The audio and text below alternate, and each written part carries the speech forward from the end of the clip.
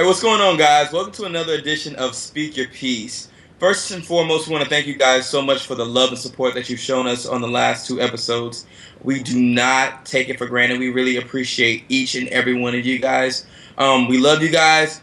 Please continue to support us, share us, like us on Facebook, tweet us, let us know what you think, and tell your friends and family also. So, as usual, my name is Rashawn Wilson. We also have Jonathan Scott. What's up, everybody? Stephen Williams. What's going on? Christine Sally. Hey. And Miss Benita Davis. Hey, guys. Hey, what's going on, Benita? So, as usual, we're going to go ahead and go into our hot topics, our discussions. First discussion is recently with some churches now legalizing or so quote-unquote legalizing or allowing same-sex marriages to happen inside their churches, in their clergy, and a lot of states are passing laws to allow civil unions to happen. Well, along with that comes, should they adopt or should they not adopt, or how do you feel about same-gender adoption? So kind of like a dual question. How do you feel about same-gender marriages? And then with that, how do you feel about same-gender adoptions? Let's go with Stephen. Man. So how do I feel about same-gender marriage? Yeah. I don't agree with it. You know what I'm saying? But at the same time, I'm not anybody that's gonna like sit back and try to stop somebody from doing something as long as they're not hurting anybody. You know what I mean? I think that's your lifestyle. You choose to live it your way, then that's fine. I mean, it doesn't affect me. So why am I gonna sit there and try to stand in the way of your happiness just because I don't believe the way you believe? I don't think that's cool. So second part of the question, which would be, should they have kids? Yeah. I absolutely. I mean, as long as they can provide for the child, as long as they can, bring them up in a good home with morals. I mean, I don't see how anybody could knock that. So, what don't you agree with the same gender relationships? If you throw in the good morals, or how does that work? What don't I agree with it? Yeah. I mean, personally, what I personally believe is, I think it should be, man and woman. I think that's wrong. Based off of my spiritual beliefs. So yeah, but that's my spiritual beliefs. Again, that's not to say that should be somebody else. Is it possible for somebody to raise somebody morally right if they're doing something morally wrong? Well, that's what I was asking him. Does he believe that same-gender relationships is morally wrong? So what are y'all telling me right now? Because we're asking. Because what I believe is morally wrong, that these gay couple is gonna raise a bad person. Is that what y'all saying? No. I mean, no, not at all. I look at it as far as just like a daughter being raised by not necessarily a gay couple, but maybe a bunch of men. She's missing that feminine influence in her life. Same thing with the man, and missing that father, being raised by a bunch of women. They're missing that that male figure in their life.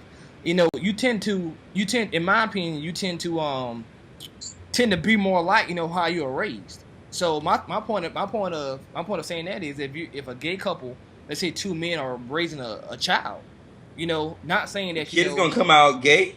I'm not saying that. No, I'm not saying that at all. I'm not saying that at all. My point is, I'm going back to my own personal beliefs. My personal belief is, I don't, being a Christian, that you can't, being gay is wrong. Now, granted, hold on. Before I go forward with that, let me state this. I have gay coworkers, which are very cool. I have gay friends, which are cool. I have no problem with gay people at all. That does not. There's anything wrong with that. That does not mean I believe in what they do. I mean, I cuss sometimes. People say, "Well, dang, you cuss too much." They don't believe in what I do. We are still cool. My only thing about it is the same way somebody may say, "Well, this person's a bad influence on kids because he cuss too much." I think it could be a bad influence on kids if you're raised in a gay family, just because it may make that child think that it's okay to do. And in my belief, it's not okay to do. Can I ask you this then, since you said the whole raising up? So what happens to the boy that's only raised by a single mother? and his mother is the only influence. So you're saying that he's gonna be gay because the only person around him is his mother? No, but his mother wasn't gay. It doesn't matter. His mother is a woman, and you just said that they need that man figure. I definitely believe that. I think if a child is raised up by strictly all women, like all aunts, sisters, nieces, and all that kind of stuff, then yeah, I think they're missing that male figure in their life. I didn't ask if they're missing that male figure. I asked, do you think that they'll come out as a homosexual? But how did? Because they raised by women? The women ain't homosexuals, is it? Like, but they're women, Jonathan. They're not men. That's my point. No. If you're raised by a bunch of women, that don't mean you're gonna turn out gay. I'll take it here because my belief, I agree with Jay Scott. I think that he's getting a little misunderstood on what he's saying. But when I look at the institution of family, it has always been a man and a woman. That's how it was from the very beginning. So when I look at it, I think, you know what? Why did God create, like, it's like a positive and a negative. You can't put a positive and a positive together and expect to have any type of reproduction. That's just like a man and a woman. You put a man and a man together, there's not going to be any reproduction. So to me, there's an attack on the actual family unit, because if we continue with male on male, female on female, then life stops. The circle of life then ends. So when I look at it in that instance, because I know that, okay, the whole idea of us being here is to what? To be fruitful and multiply. You can't do that with a man and a man. You can't female and female. Can I interject that with a biblical, since we're speaking biblically? All right, well, if we want to talk biblically, well, let's look into the New Testament when Paul talks about marriages, and he's speaking how we should not be married, we should only be married to God. But to prevent fornication or anything like that, these sexual indulgences, and to preserve the sanctity of all this stuff, let's go ahead and get married to one person. That's where that whole institutionalized marriage came from, because in Old Testament, a man could have 10 wives. Polygamy was all good. And marriage was not about that whole love thing, let's make kids. It was all about the promise and the covenant to protect the land and the animals, originally with Adam and Eve. It was not to make kids. And if you remember, Moses actually said that they allowed that because out of their hearts. But it was never God's intention. So when we think about his perfect will was for a man and a woman. When he made Adam and Eve, it was for those two to be married. Watch over the land. And it has always been. Hold on. And don't forget, in Genesis it says, "Let there be light." Anyway, as far as gay marriage goes, I don't support it, but I don't condemn anybody for the lifestyle they live, because I know I got things I do that aren't right too. But really, with the adoption portion, I don't think that it's right for anybody to be able to tell two people who choose to love and take in a child that has no home that they can't do it because of their sexual preference, because of their age, because of their health situation, anything that's not going to stop them from actually raising the child, rearing the child, and loving the child. We have 400,000 kids that are in the system right now, and for you to tell somebody that they can't raise them because of who they choose to love, I think that's ridiculous, and that's not focusing on the real issue. The real issue is that there are children out there that don't have families, that don't have people to love them. And whether it's two men or two women that are taking care of a child, think about how you would feel if you grew up and you didn't have anybody to love you. You're living in a group home, and you would choose those two men to love you as their own child, or those two women to love you. And I'm coming from somebody, my mom was what you call a therapeutic foster parent. I've had over 30 kids that have lived in my house. I have adopted siblings, and that's what this is about. It's about the child. I sit and I watch like the adoption process, and they go through everything trying not to let people adopt kids, and that's why these celebrities go overseas and get these, I guess, Indian babies and African children, and Julie. And we have as many kids, if not more, in our own streets that don't have places to go. Those are only the people that, I think that was the 2011 census I looked up. Those are only the children that are in the system. What about the ones that are on the street? And then, I said, they're kids that are with parents that don't deserve to have children. Right. So I just think that if you stop somebody from raising a child and keeping a child because of their sexual preference, I think there's a selfishness there, and it's really just a prejudice that you have against that person's sexual preference. I don't see any sin greater than the other. So right. I argue this all the time. They're all the same. And I hate when people say one thing is greater than the other, or they put more focus on one, but this was just the topic. But if you ask me about abortion, I'd say the same thing. If you ask me about fornication, I would say the same thing. I don't have anything that I do. I've never tried to say, oh, I'm doing this right because I'm doing it. I've always been able to say, you know what, this is what the word says. So Sally, you don't believe Muslims should have kids then, basically, because you don't agree with their lifestyle. So you don't think two gay people should raise a kid because you religiously don't believe in their lifestyle, right? Religiously, never call me religious. Okay, whatever. Your beliefs, you don't believe that, you're not in line with it, so they shouldn't have kids, right? I believe. Okay. You don't believe in the Muslim faith, do you? No. So should they not procreate? I don't believe in the Muslim faith, and I can't say that the Muslims should recreate or they shouldn't, but I do know one thing: there are plenty of Muslims who are being converted every day. So whatever the condition is, I don't care. Listen, whatever the human condition is, I know that it can be changed. And so when I look at someone who's in, so I have not been able to stop same-sex marriage. I have not been able to stop same-sex partners adopting and raising kids. But what I have been able to do is see that situation and say, you know what, God can change that situation. So no matter what it is, I look at it and I see God in it, and He's able to change it. Whether it's a Muslim, whether it's same sex, I look at it all the same. You know what? So everybody in this world should be. But will I go to their wedding? No, I won't.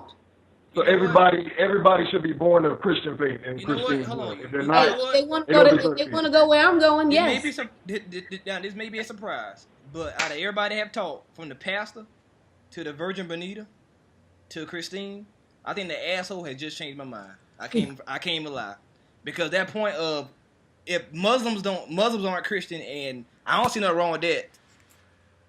I don't know, man. It's still a touchy subject, but out of everybody, I think what he just said just made the most sense, man. I mean, to me, that does not change it. If a Muslim couple wanted to adopt somebody who was close to me, I would feel the same way as if somebody of same-sex relationship wanted to adopt my family. Well, yeah, I mean, I said, and no.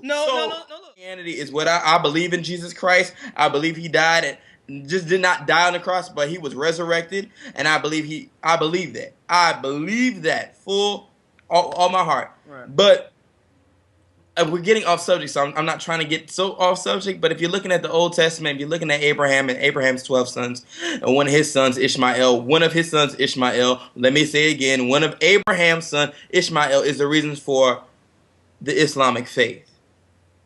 That came from the same person that we call our father. Okay. Father Abraham had many sons. Well, one of his sons, the heir to the promised land, is the reason for the Islamic faith. But he doesn't have the same promise as Isaac. But he has a promise that was given by who? God. And guess what? Hold on. Let me finish. Okay, because I did not interrupt you. I definitely want to I did interrupt you, so let me finish. Okay. That has his promise by God. Christine. Okay? I can hold my and this is my issue with Christians, and this is why a lot of people have issues with Christians, is that we look down on every other religion. Hold on, I'm not done. Let me finish. So, with Islamic or Judaism, with them looking down on us, would make us feel like we're going to hell. They'd be like, oh, you're going to hell for you're a Christian. And they're saying, well, you know, at the end of the day, we're worshiping God, and we're all trying to do right morally and ethically. And what I've always been with my faith and my spirituality and my connection with God and my relationship, if I have a Christian that does wrong and a Muslim that does right, you telling me the Christian's going to heaven because he has cursed everybody, he's shut, but he says he's a Christian, and then this person is an Islamic, and they love God and they love everybody, and they're following the commandments and they're following the rules that we Christians say we follow, but they just don't believe that Jesus was resurrected. That's my only issue. So I mean, that's it. That kind of like just threw me off. You finished? I'm done. I'm done with this topic too. So let me go. First of all, let me go here. First, if you know, when you talk about knowing Jesus, you know that He says that you cannot separate Him from His Father. The Father said you can't separate Him from Jesus. So if we know that, then we know that Muslims don't believe in Jesus. They don't see him as the Son of God. They see him as a prophet. And we know that if unless you come to you can't go to the Father without ever going to Jesus. So first of all, I let you speak, now let me speak. She got you. So let me go here. So let me finish. So first of all, your word and my word says no man can serve two masters. You either love one and hate the other. So the God that I serve he wants my undivided attention. He does not want me to be Muslim here and Christian here. So when I look, I say, you know what? I'm a child of God. I know what my word says. If a Muslim came to me and they were anywhere siding with my belief, then that's a problem. But because they should be wholly into their faith. That just like I'm wholly into my faith. And guess what? We'll see I know now. On Judgment Day. We'll see on Judgment Day. But I'm never going to believe what they believe because they don't even acknowledge my God as God. They see him as a prophet. And he is more than a prophet. And that finishes the conversation right there. Because you can never say that a person of Muslim faith believe what I believe because they don't. They do because you do your research. You see that they do not what we all have in common. What we all have in common is the Hebrew Bible. Am I right or wrong about that? Say it again. What we all have in common is the Hebrew Bible, which we call the Old Testament. Well, some things are wrong in the Bible. Some things are the same, but some things aren't. No, the Old Testament. Oh my gosh! Listen, guys. The Old Testament. That is the Judaism. That's the Bible that Judaism goes by. Right or wrong? The same. You cannot make Christianity and Islam the same. We don't serve the same God. And if you serve the same God as them, you ain't serving the same God as me. Question: Have you ever read the Hebrew Bible? What Jews read? I can't read Hebrew. I went to the same college as you. I took every religion course under the. I've taken more, so that's why I'm asking this question. I took Judaism. I took Hinduism. I took Buddhism. I even Christianity. I went to Sunday school. Religion, and there is only one. Listen, I want everyone, and not just Christine. I want everyone to answer this question. Have you ever read the Hebrew Bible? No. I have. Stephen, you read it? Yes. What's the difference between the Hebrew Bible and the Old Testament? Go. There's no difference between the Hebrew Bible and the Old Testament. My point. In the conversation, we have similarities. But that does not believe we have the same God because Jesus didn't come into the New Testament. So let's go there.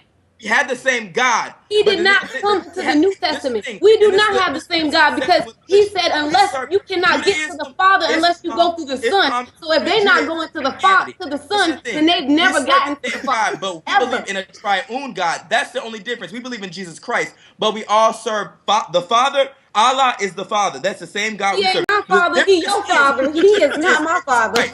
Jesus Christ separates us. Point blank. He is not my Father. I need you guys to read more. I need you guys to read more. Continue to read. No, you ain't gonna tell me to read more. You need to read more. You are not serving the same God as Allah. Better articulate your argument. If you're gonna argue with a Muslim, you're gonna argue with somebody that's Judic, is a Jew, you need to understand their point of view in order to better articulate. Because they can come up and say, hey, Christine, 1 Timothy 2:9. Do you know what that means? Do you know what that says?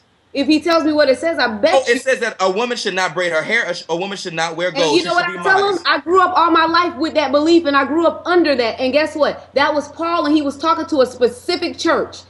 So please, I don't care what they say. Yeah. I will be able to combat it. And I've had arguments with Jews. Well, then, I've had arguments with Hindu. I've had arguments with, and guess what? I don't argue the word anymore. The word is the word. And their You're God arguing it right now. If you believe I believe, your God is their God. What's up, Stephen, before we end this conversation? Hey, man, there's nothing really else you could, I mean, both of y'all argue that point really well, man. I'm on to the next topic, man. I mean, okay, guys. Another topic that we've been dealing with, a hot topic, is this whole should you or could you date your friend's ex?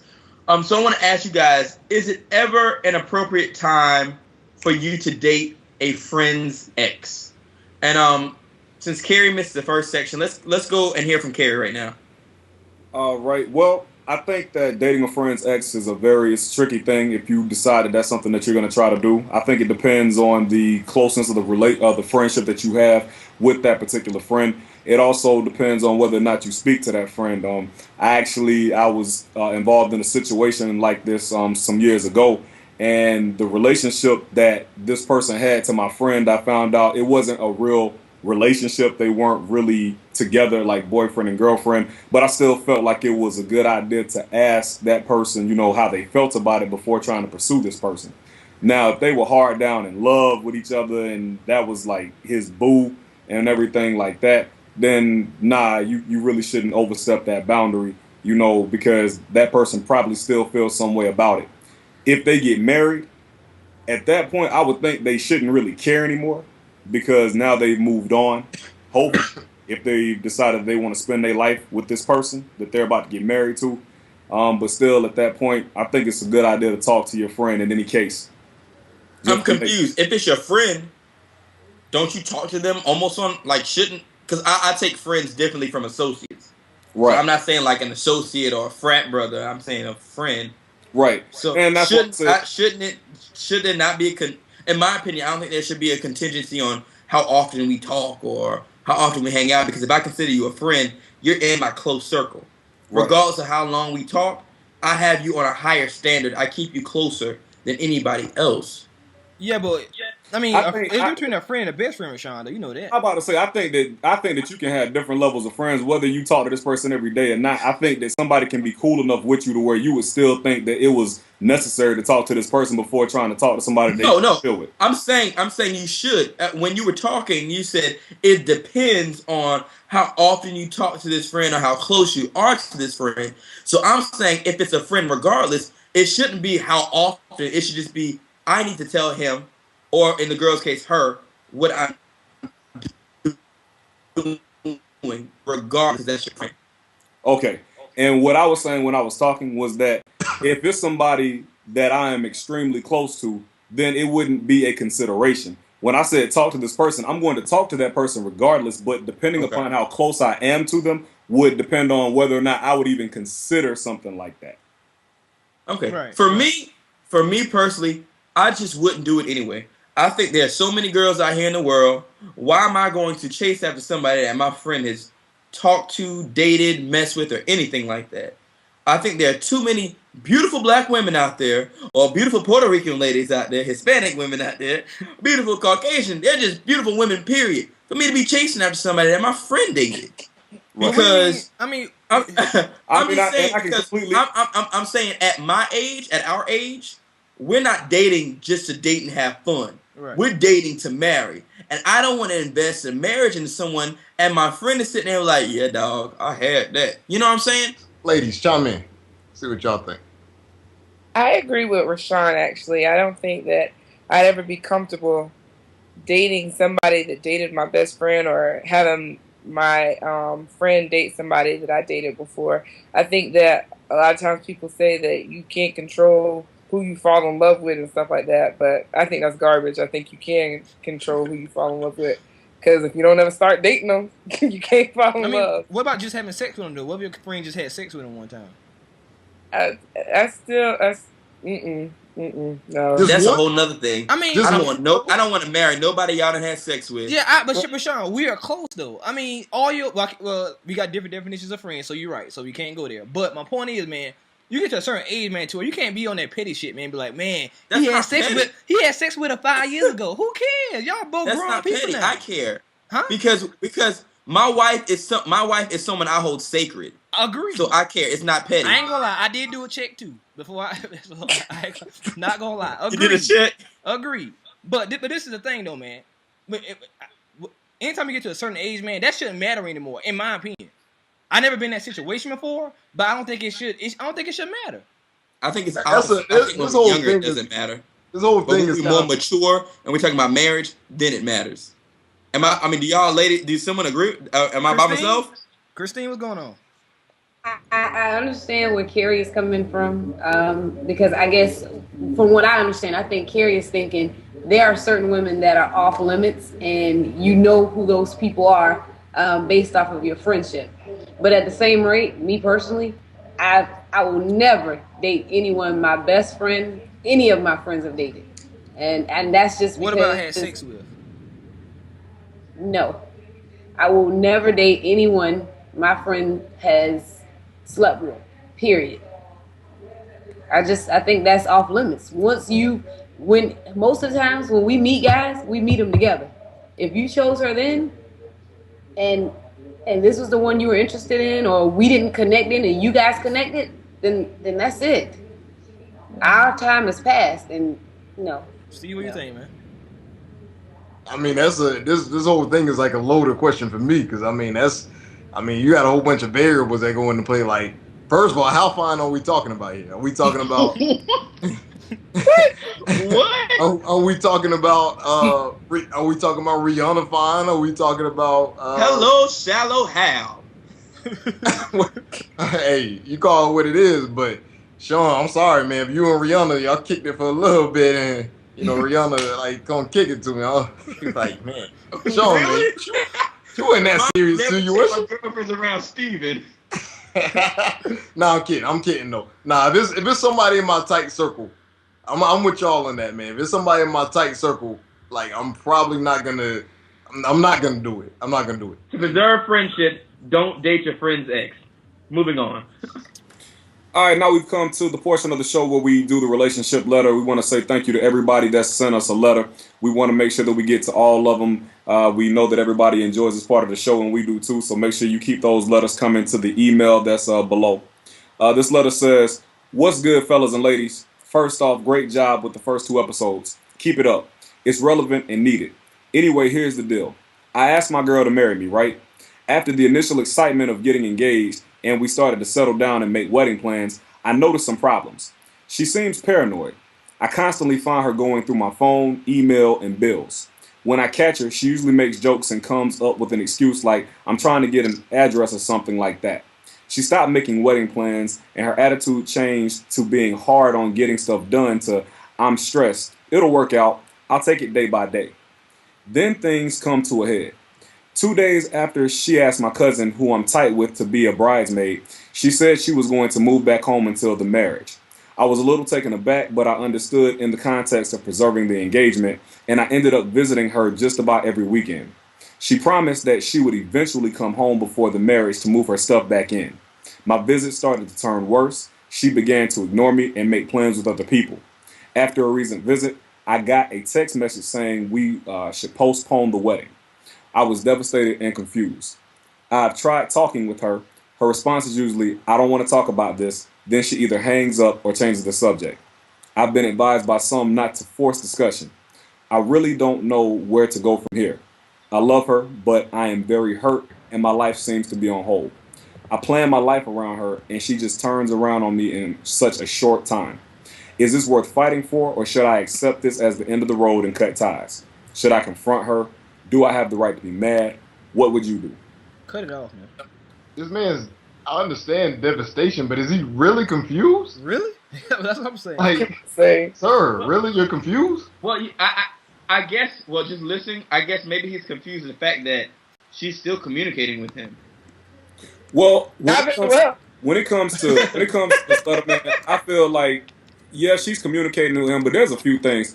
First of all, this woman did not have enough respect for this man to tell him face to face how she felt about their engagement. Right. She sent a text message to him. He asked her to marry him in person, and she said yes in person. If there was anything else that needed to be discussed about this engagement, this should have been done in person. That was a very impersonal way to tell somebody that you are going back on an agreement that you made for y'all to begin y'all's life together. All right? And on top of that, I mean, he needs to try to get some type of discussion out of the situation, because without that, he's not going to have any closure on why she doesn't want to marry him all of a sudden. And that's not going to provide any type of healthy relationship between them from now to either they get married or they break up. So he's going to need to find something out, because you can't just go from, okay, we getting married to, oh, no, we're not getting married, and I don't really want to talk about why. Yo, the fact that she's going through his stuff is telling me one or two things. A, she's either trying to catch you in something so she can find a reason to break up with you, or either, you know what I'm saying, she paranoid because she out there doing her thing. It's one of the two things, but I think it's probably A, she's trying to find a reason just to cut you off, man. Right. Unfortunately. Right. So do y'all think he should give up? Yeah. Yeah. You asked the same question? Yes. Yes. I don't know, man. Are you in the I can't get a hint club, Rashawn? Or what's up? No. Being Captain Obvious right now. I mean, just, because I want to. No, I agree. He should give up. I agree. I don't think he has a choice. I don't know. I don't think he has a choice. What is she trying to say? Even though we already know the answer, what is she trying to say? Well, I'm just trying to see his point. I'm like trying to get into why he feels the way he feels. And that's the confusing part for me, man, because, I mean, like I said, I'm married, man. I always see these movies and TV shows, like, people say, well, I'm getting cold feet. Like, I don't know, man. Like, when I was engaged, I never had cold feet a day in my life. I don't get what cold feet is. Like, if you take this up within yourself to be like, I'm about to marry somebody and spend the rest of my life with somebody. I mean, if you tell somebody, yeah, I mean, I don't get this whole cold feet thing. So the fact that she's thinking about it and trying to back out, go ahead and cut it off, man. Because I don't know what that is. Be totally honest with you, cold feet. So go ahead and cut it. Go ahead and cut that Everybody off. Can't fall hopelessly in love like you, J. Scott. We're sorry, man. Steven, I mean, I would think if you get engaged with somebody, Steven, I don't think you're gonna cut it. You're gonna just try to fade the blame. I mean, cold feet is just saying that you know this is a big decision. You know what I'm saying? So it's not saying. But I doing do it like you should that, know it's a big decision before you ask to marry somebody. Yeah. No, but I mean, cold feet is just simply, second guessing. I mean, it's human nature. Well, what she got is cold feet, Steven, but you don't like that though. She has cold feet right now. No, she don't want to be with him. No, that ain't cold feet, man. She got frostbite. No. I think cold feet could lead to that though. Like, man, I don't know if I want to do this or not. That's cold feet. No, it's pretty clear. It's not. That is cold feet. Yeah, I'm pretty sure it started out as cold feet. I see what y'all are saying. I mean, she got frostbite, but it's still cold feet. Y'all are saying cold feet can lead to that. And I agree it could lead to that. But this is more than cold feet. Cold feet is like when you're nervous about something, you're a little unsure. Right. You want to sit down and talk to somebody about it. Even your fiance, you want to talk to them about it. She just straight up ended the engagement. That's more than cold feet. She moved out. Hold on. Did she end the engagement? I didn't hear that part. She did. He said she told that they need to be engaged anymore. And when he tried to ask her about it, she said either she didn't want to talk about it or she hung up. Then what he want to do? She didn't end it. She postponed it. Yeah, I'm about to say, because, I didn't hear that she ended the engagement. He's the only one left in that relationship. The only one. I agree. He's blinded right now. That's not even a conversation. Move on. Like, there's going to be somebody who's going to want you for who you are, and you're not going to have to do any of those things. Like, because honestly, man, to me, if somebody postpones, she's very clear. She's not saying it verbally, but she's very explicit that she's no longer in that relationship. He's like Bonita said, he's all by himself. A postponement without an explanation is basically the end. To me, I mean, I ain't even trying to be funny. You push something back and don't tell nobody why. It probably ain't gonna happen. But see, it's easy for us to say what's going on. Because we're on the outside looking in. He can't see the situation from where he's at. Right. That's that love is blind right there. Right. And that's why I said I'm really trying to place myself in his feet. Because obviously he is really, really in love because he's confused. You mean shoes? His shoes. Wait, what you say? You want his feet too? You want to place yourself in his feet? No. I'm not in his shoes. Put yourself in my feet, man. Walk a mile in these feet before you tell me anything that I can do. I mean, he should have given us some more information because at this point, everything he's saying goes in the direction that the relationship is over. We have nothing to go on to say, you know what, hold out. Maybe she'll come around because she's pretty much not answering questions. She's done. I thought the guy does this, man. I didn't think the girl do that kind of thing. Hey, it happens to the best of them. Piggybacking off of what Christine said, it kind of makes you wonder if he already wants to just go ahead and end it and he just wants some confirmation that ending it is a good idea. Because, I mean, like you said. He wrote this letter if he wanted to end it. So what? I don't think he would have written this letter if he wanted to end it. I think he wants to say he don't want to end it. Nah, absolutely not. I mean, he basically felt like he probably got the rug, stripped from right under him. You know what I mean? So he definitely don't want to end it. But I think you got 6 people right here that's saying, end it. Quick. Right. So, matter of fact, you don't have to end it. Because it's already ended already, man. She did it. Get that ring back, though, man. I hope you got the receipt. At least. Yeah, at least hit the ring back, man. Please. Being the only married one here, how would you feel if Marcia got cold feet a month before the wedding and wanted to postpone it? Man, I mean, and she sat me down and actually like explained to me why she got these cold feet, and we could try to talk through it. I would definitely try that. I wouldn't just say, well, you got cold feet, let's go ahead and cut it off. But if she just say, and I ask her, why do you have cold feet? And she says, well, I just don't know.